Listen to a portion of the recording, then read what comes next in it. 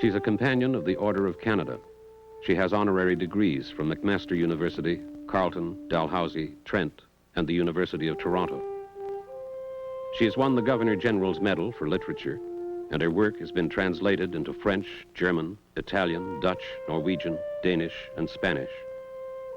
Her name is Margaret Laurence.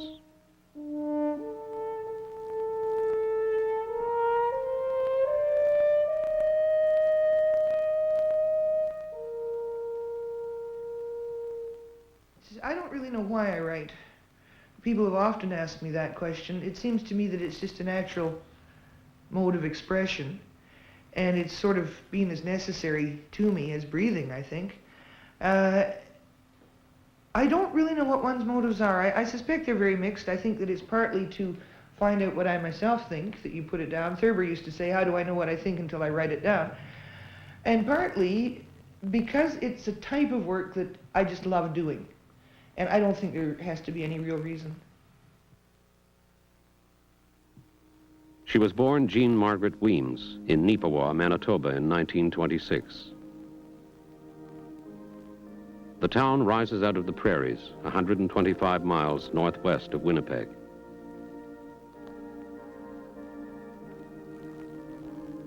Neepawa was settled in the late 1800s by Scots and Irish Protestants, and it was Neepawa, this respectable middle-class Presbyterian town, that would be the model for Margaret Laurence's fictional town of Manawoka.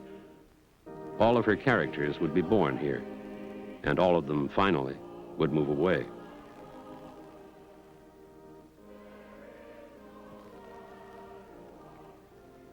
A strange place it was, that place where the world began. A place of incredible happenings, splendors and revelations, despairs like multitudinous pits of isolated hells.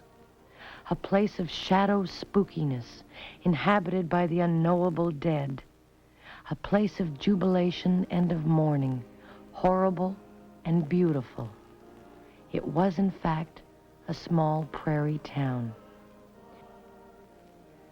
Towns like ours, set in a sea of land, have been described thousands of times as dull, bleak, flat, uninteresting. The town of my childhood could be called bizarre, agonizingly repressive or cruel at times, and the land in which it grew could be called harsh in the violence of its seasonal changes, but never merely flat or uninteresting, never dull. When I was 18, I couldn't wait to get out of that town, away from the prairies.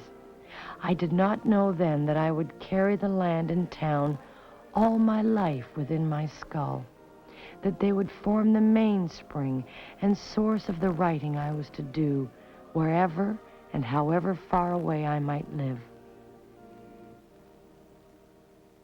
This is where my world began. A world which formed me and continues to do so.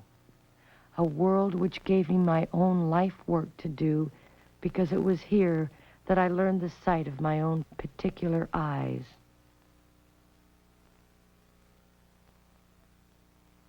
A critic once said of A Jest of God that Rachel really wasn't worth writing about because she was no more interesting than anybody you might sit next to in the streetcar. And I thought, that doesn't say much about the book, but it says a lot about that critic.